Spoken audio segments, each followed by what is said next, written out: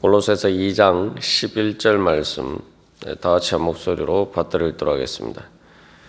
또 그 안에서 너희가 손으로 하지 아니한 할례를 받았으니 곧 육의 몸을 벗는 것이요 그리스도의 할례니라. 아멘.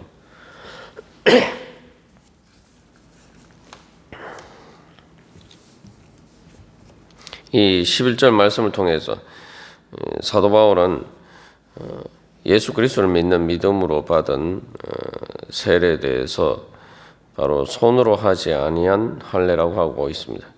그래서 이 11절에서 세 가지로 그 세례에 대해서 또 영적인 거듭남에 대해서 이야기를 하고 있는데, 그것은 첫 번째는 손으로 하지 아니한 할례, 두 번째는 육의 몸을 벗는 것, 세 번째는 그리스도의 할례. 그래서 이것은 세례가 무엇인지에 대해서 이야기를 할 뿐만 아니라 바로 좀 더 그 본질적인 의미는 바로 이 예수 그리스도를 믿는 믿음으로 거듭남에 대해서, 또 중생에 대해서, 또 우리가 예수를 믿는 믿음을 통해서 어떤 자리에 이르게 되느냐, 그 예수를 믿는다는 것이 또 어떤 의미를 가지느냐, 그 본질적인 의미에 대해서 이야기를 해주고 있는 것입니다. 그렇기 때문에 또한 동시에 이 말씀은 하나님께서 우리에게 베풀어 주시는 은혜가 어떤 것인지, 그래서 단순히 처음 예수를 믿을 때뿐만 아니라 바로 우리가 신앙생활을 할 때에 신앙생활의 중요한 그 원리를 보여주고 있습니다. 그래서 이 세례라는 것이 하나님께 첫 번째 받은 은혜지만, 마치 우리가 계속 나눈 것처럼 어린아이가 태어날 때에 부모의 유전자를 통해서 물려받았고, 그것을 통해서 이 부모의 자녀가 되고, 그래서 그 이후에도 그 유전자가 이렇게 계속 발현되어 가는 과정이다라고 볼 때에 우리가 이 세례를 받는 원래 세례의 성격이 바로 또한 우리의 신앙생활의 모든 하나님께서 우리에게 베풀어 주신 은혜의 근본적인 원리를 보여주고 있다, 그렇게 이해를 할 수가 있습니다. 그래서 이 말씀은 어떤 우리가 물로 받는 세례와 또 영적인 거듭남을 이제 분리해서 이야기하는 것이 아니라, 더 본질적으로는 그래서 어떻게 보면은 이 물로 받는 세례를 통해서 우리가 영적으로 거듭나는 바로 중생과 또에 대해서 하나님의 자녀가 되는 그 중생의 은혜에 대해서 이야기를 하고 있다라고 볼 수 있습니다. 왜냐하면 이제 손으로 하지 아니한 할례, 육의 몸을 벗는 것, 뭐 이런 것들이 단순히 물로 받는 세례만으로는 그 완전히 그 의미를 설명할 수 없는 이제 부분들이기 때문이죠. 그래서 물로 받는 세례는 중생과 거듭남을 이렇게 표로 그것을 표시하는 것이기 때문에 더 본질적으로는 이 말씀은 이제 중생과 거듭남에 대해서 이야기하고 있다. 하나님의 자녀가 되는 바로 그 중생의 은혜에 대해서 이야기하고 있다, 그렇게 이해할 수가 있습니다. 또 이것은 이제 할례에 비유하고 있기 때문에 또 그런 견해도 있습니다. 그렇기 때문에 이제 유아 세례와 관련해서 신약의 이제 세례도 할례에 비유되고 있으니까 구약의 할례에서는 바로 어린아이들이 태어나서 이제 8일이 되면 이제 할례를 받죠. 그렇기 때문에 세례도 그렇게 유아 세례를 그렇게 세례가 할례에 비유된다면은 그런 관점에서 유아 세례도 인정될 수 있다. 이 말씀이 바로 그런 유아 세례의 근거가 되는 구절이다, 그렇게 해석하는 경우도 있습니다. 거기에 대해서는 이 여러 가지 견해가 갈립니다만, 그래서 우리에게 더 중요한 것은 바로 우리가 진짜 예수 그리스도를 믿는 하나님의 자녀가 되었다라는 것이 무슨 의미인가, 이제 그것이 이 말씀이 우리에게 가지는 가장 중요한 의미죠. 또 다른 관점에서 하면은 우리가 성장한다고 할 때에 무엇이 더 고차원적인 것인가? 이제 거짓 교사들이 골로새 교회 교인들에게 유혹할 때 가장 핵심되는 이슈는 너희들이 좀 더 이렇게 그 초보적인 데 머물러 있지 말고 이제 좀 더 하나님의 비밀의 그런 신비한 그런 지식 가운데 더 이렇게 나아가야 된다. 우리가 그런 것을 줄 수 있다. 에바브라나 바울이 전한 그런 복음만으로는 안 된다. 이제 그렇게 이야기하고 있는데 이게 사도 바울이 계속 이해하고 있는 것은 오히려 그들이 이야기하는 것이 더 초보적인 것이다. 더 더 적나라하게 이야기하면 그들이 말하는 것이 더 유치한 것이다. 그렇다면은 우리가 예수를 믿는 우리가 추구해야 될 좀 더 성장을 위해서 우리가 자라가야 될 그러한 것들이 어떤 데 우리가 초점을 두고 우리가 무엇을 추구하면서 더 자라가야 되느냐 이제 그것에 대해서 이야기를 하고 있다. 우리가 그런 관점에서도 이 말씀을 또 적용할 수도 있습니다. 그래서 이것은 단순히 과거에 우리가 받은 은혜에 대해서 이야기를 하고 있지만 동시에 단순히 과거에 받은 은혜뿐만 아니라 이것들이 현재에 어떤 의미를 가지고 있느냐. 사실 이제 사도 바울은 그런 것에 대해서 이야기를 하고 있는 것이죠. 첫 번째는 그래서 이제 손으로 하지 않았다라고 하고 있습니다. 손으로 하지 아니한 할례. 우리가 이제 할례도 마찬가지고 세례도 마찬가지고 사람의 손을 통해서 이제 베풀어지는 것인데 사도 바울이 이야기하는 것은 뭐냐면은 너희들은 손으로 하지 아니한 할례를 받았다. 이것은 그래서 이 손으로라는 것은 인간의 손을 이야기합니다. 손은 이 능력을 상징하는 것인데 다시 말하면 인간의 어떤 그러한 능력을 통해서가 아니라 그러면은 하나님의 능력을 통해서 바로 너희들이 중생하고 거듭나고 하나님의 자녀가 된 것이다. 다른 말로 하면 하나님의 은혜로 너희가 그렇게 된 것이다. 이것은 거짓 교사들이 이야기하는 것들은 더 이렇게 고차원적인 것처럼 보이지만 실제로는 인간이 만들어낸 것이다. 그래서 앞에서도 계속 이야기를 사람의 전통이다라는 말과 이제 비슷한 맥락이라고 우리가 볼 수가 있습니다. 그래서 골로새서 1장 29절에서도 바로 내 속에서 능력으로 역사하시는 그래서 하나님의 능력과 대비되는 말이죠. 그래서 사도 바울이 하는 것은 너희들이 하나님의 능력과 은혜로 하나님의 자녀가 됐고 세례를 받았고 예수를 믿는 믿음으로 중생했는데 거듭났는데 너희들이 왜 그 하나님의 능력과 은혜를 도외시하고 사람의 손으로 한 그것에 그러한 것들을 더이로 찾아가고 있느냐 그렇게 이야기하고 있는 거죠. 그래서 이것은 이제 신약에서도 예수님이 복음서에 보면 예수님이 그렇게 말씀하십니다. 사람의 손으로 지은 성전에 대해서 이야기를 하고 그것에 대해서 너희 그 성전을 무너뜨려라. 그러면은 내가 사흘 만에 세울 것이다. 그래서 예수님께서도 사람의 손으로 지은 성전과 예수님께서 세우신 성전, 그러니까 그 이제 예수님의 육체인데 동시에 또한 그것은 이제 신약의 교회를 상징하죠. 사람의 손으로 세운 것과 하나님께서 예수님을 통해서 세우신 것, 그것은 이제 부활의 능력이죠. 그것을 대비해서 이야기를 하고 있습니다. 그래서 이제 그런 구약의 할례나 그런 인간적으로 만들어낸 그런 예식이나 그런 것들보다 더 고차원적인 하나님이 주시는 성령의 은혜와 능력을 통해서 받는 것을 너희들이 사모해야지.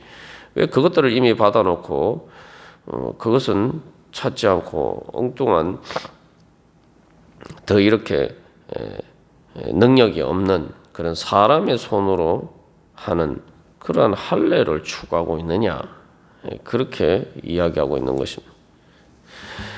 그래서 이것을 한 걸음 더 나가서 이제 사도 바울은 이 고린도후서 5장 1절에서 보면은 이 사람의 손으로 한 것과 하나님께서 지으신 것을 구분해서 이야기를 하고 있는데, 만일 땅에 있는 우리의 장막집이 무너지면 하나님께서 지으신 집, 그 손으로 지은 것이 아니요 하늘에 있는 영원한 집이 우리에게 있는 줄 아느니라.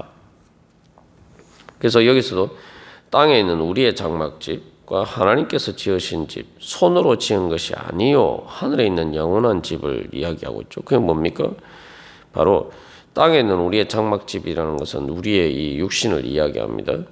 하나님께서 지으신 집, 그래서 그건 무엇입니까? 손으로 짓지 않고 하나님께서 지으셨다, 이게 라고 이야기하고 있는 것은 바로 이 영원한 하나님 나라를 이야기하고, 또한 우리가 이 하나님 나라에서 마지막 부활한 몸을 또한 이야기를 하죠.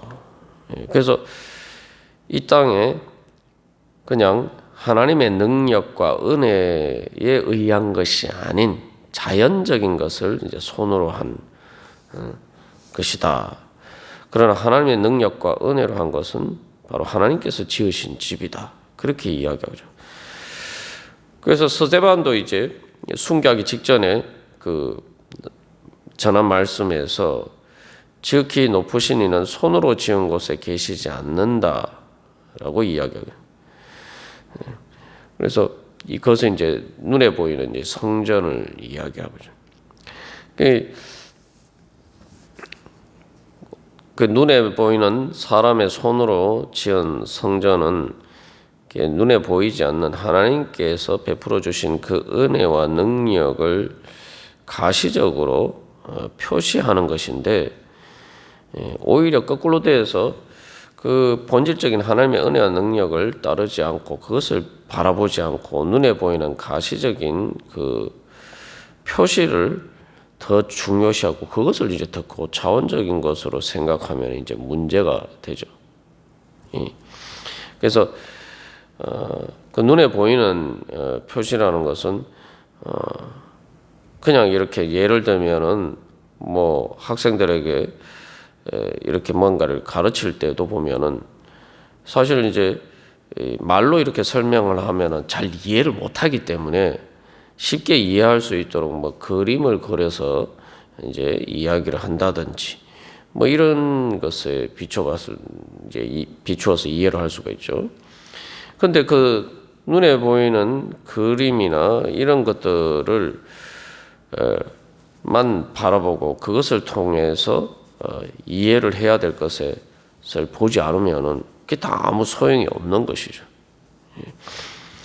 그래서 이 말씀을 뭐 할례와 이때 당시 이 거짓 교사들의 그런 집단에 가입하기 위한 어떤 할례와 같은 예식과 세례에 대해서 이렇게 대비시켜서 하는 이야기입니다만, 오늘날에도 그래서 우리의 신앙생활에서 또 우리가 삶에서 살아갈 때에 우리가 무엇을 바라보고 사느냐 아주 중요한 교훈을 주고 있죠.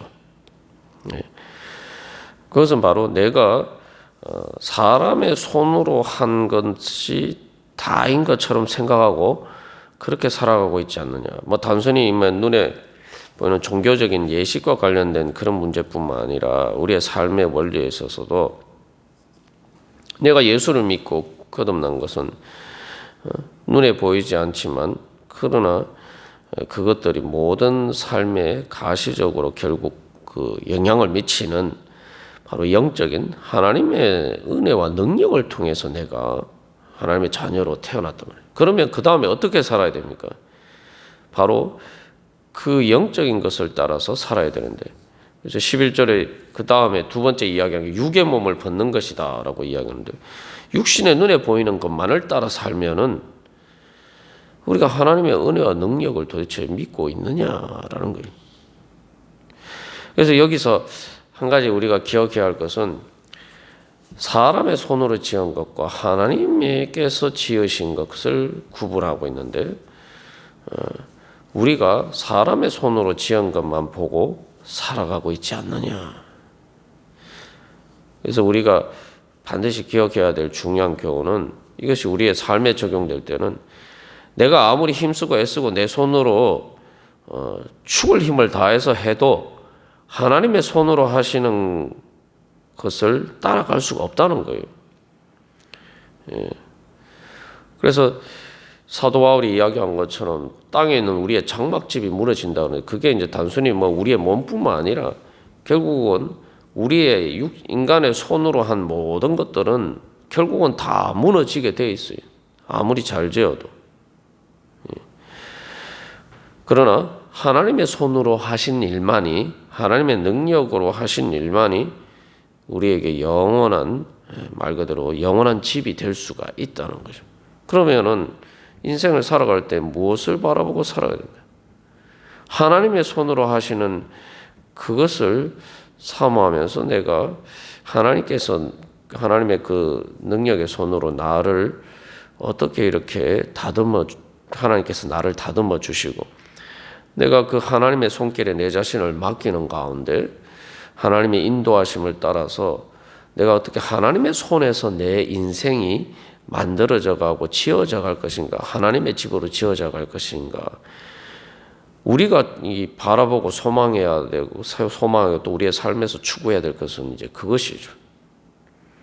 그런데 자꾸 이렇게 우리가 우리가 이 하나님의 자녀로 거듭난 것 자체가 하나님의 손과 하나님의 능력으로 된 그러한 은혜를 입고도 자꾸 이렇게 세상에 사람들이 손으로 하는 것, 사람의 힘으로 하는 것, 우리가 그런 것만을 바라보고 살아간다면은 하나님께서 우리를 세례를 통해서 중생과 거듭남을 통해서 주신 은혜에 따라서 살지 않는 거죠.